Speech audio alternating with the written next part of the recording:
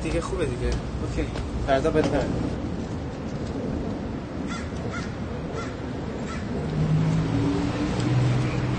الان پدر زد. وا دوباره اومدی؟ بله خارکسه دوباره اومدم. تو رو خدا امروز شروع نکن بابا، من خیلی خستم، وقت این کارا رو ندارم. بس برو بمیر تخم خر. گفتم بس کن بابا. تو کی فکر کردی هستی پوفیوس؟ وای چیه آقا بیزنسمن استاکت رفت پایین؟ چرا اینقدر عصبانی هستی امروز؟ بابا من آروم هستم. اوکی تو فقط منو ول کن. من خیلی استرس دارم. برم کن با این عینک جانی ورساچی که حتما دزدیدی، یک کت شلوار کهنه خریدی، فکر می‌کنی حالا بیزنسمن شدی واسه من؟ ببین با این هاندا آکورده تو همیشه میخوای یه چیزی شروع کنی با من خیلی استرس دارم تو in my life. خیلی استرس داری ها. اصلا من بهت نشون میدم استرس یعنی چی. خجالت بکش والله، خجالت بکش. خودت خجالت بکش. بس اصلا برو ببین.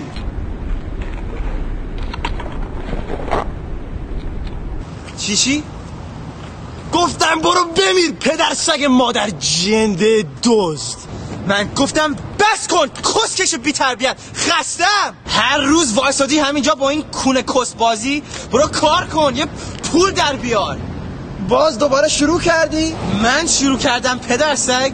تو خودت اومدی با این لباسا تو گداخوده هم پیدا نمیشه. چی گفتی پوفیوس؟ من از 10 صبح اینجام، تو اصلا همیشه وایسادی اینجا با این کوپانات که حتما هیچی هم باهاش نمیخری. اولا من با این کوپانا خیلی چیزایی میخرم. دوما منو نشناختی پوفیوس، من ایران آدم کشتم. آره من خیلی ازت میترسم. من تو جنگ ایران عراق بودم، من میگفتن جنگلی. تو سربازی خزان میپختی. آشپز؟ کی به آشپز میگه جنگلی؟ این حرفای مزخرف سرمو برد. اصلا هنوز شروع نکردم بیشام. الان یک فوش خواهر مادرتو بیدم که بفهمی. من بفهمم؟ خرگو من کس ننتو پاره میکنم با این کیر گشادم. اصلا من کس ننه جندتو تیکه تیکه میکنم پدرسک. من دیوونم بابا. نه دیوونه نیستی، فقط خری. خر زشت دزد؟ من دزدم؟ این روزنامه تو از کجا گرفتی؟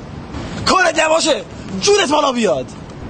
اصلا برو این دهن کثیفی تو بشور با صابون بی معرفت. اصلا you cross the line دیگه. فکر می‌کنی انگلیسی حرف میزنی میتونی به من بگی چه کار کنم؟ ببین عوضی من باید برم خونه دیگه. تو رو خدا برو گم شو. ایشالا از گشنگی بمیری. چی گفتی؟ وقتی خودت شوز کرد تو در آمدی. ببین بی همه چیز اگه یک کلم دیگه بگی به من میکشمت، میزنمت، میکشمت. نه ترس، الان با این زشتی داری منو میکشی. بسته با این کس و شره. تو گاییدی منو ننه جنده. من ننه تو میگایم، من خار مادرتو کسشو پاره میکنم. بدستک آره میکنم. آره کسش ننه جنده. زمین کسکشم. آقای هرموز چاکرت هم سرم رفت تو این آفیس داغون شدم. تو رو خدا آقای پارسا منو ببخش. I'm sorry. من حالا جریان رو فهمیدم. بابا آبرومو بردی جلو مردم چته؟ چی میخوای در بارش بکنی؟ الان میزنمت مادر فاکر. خب بزن دیگه. مادر فاکر بیچ. خودت مادر فاکر asshole son of a bitch. الو مادر. بله نه معذرت میخوام الان میایم خیلی دیره.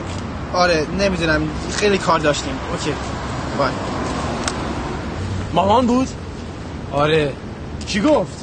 داره شام میکشه. خب بریم دیگه.